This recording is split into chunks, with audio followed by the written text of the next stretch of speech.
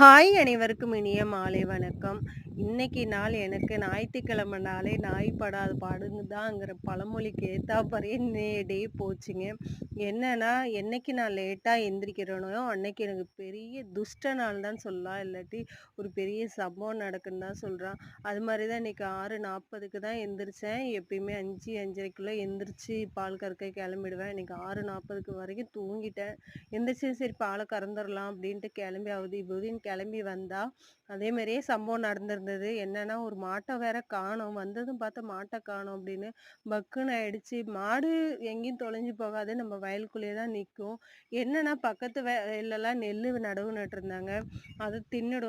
என்னடா பண்ற? பதட்டத்தோடயே அப்படியே வாளி கிளிலாம் அப்படியே வாசல்லயே போட்டு மாட்ட பார்த்தா, அது பாட்டுக்கு மல்லி கன்னுலாம் அடைஞ்சிருந்தது.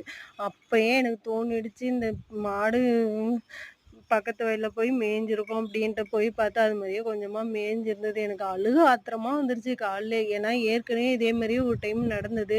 சரி இனிமே நடக்காதுன்னு சொல்லிட்டு அவங்கள்ட்ட எக்ஸ்கியூஸ் கேட்டிருந்தோம். ஆனா, திரும்பி நடந்தப்ப அவங்கள்ட்ட நான் போய் சொல்றதுக்கும் தயக்கமா ஆயிடுச்சு. ஏன்னா, பக்கத்து வயலுங்கும்போது கிராமத்துக்காரங்களுக்கு நல்லாவே தெரியும். வாய்க்கா வரப்ப சண்டை இருக்கும். ஏற்கனவே அவங்களுக்கும் எனக்கும் கொஞ்சம் கொஞ்சம் சண்டை போயிட்டே இருந்தது.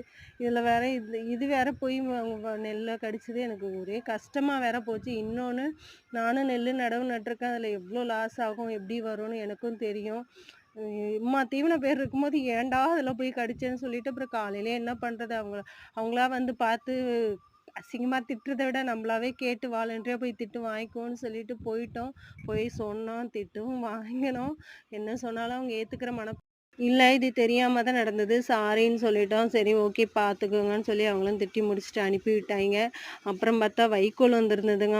வைக்கோலே இல்ல மாட்டுக்கு 4 கட்டு தான் இருந்தது. சரி மழை வேற பெய்யுற மாரி இருக்கு. வாங்கி வச்சுக்குவோம். மாட்டுக்கு வேற தீனி பத்தாதேன்னு சொல்லிட்டு ஒரு 40 தர காலையிலேயே வாங்கி வச்சுட்டேன். ஒரு தர ஒண்ணு ரூ. 150 சொன்னாங்க. ரூ. 140 பேசி வாங்கி வச்சாச்சு. ஆனா ஒரு விஷயங்க நம்ம வந்துட்டு சின்ன பிள்ளைங்களுக்கு மட்டும் கொஞ்சம் என்கரேஜ் பண்ணா அவங்க எல்லா வேலையுமே பார்த்துருவாங்கன்னு இன்னைக்கு தான் தெரியுது. என் பொண்ணு நான் பெரிய வீராங்கனி, நானே எல்லாம் செய்வேன்னு முக்காவாசி வைக்க தரைய அவளே எடுத்து வச்சுட்டா.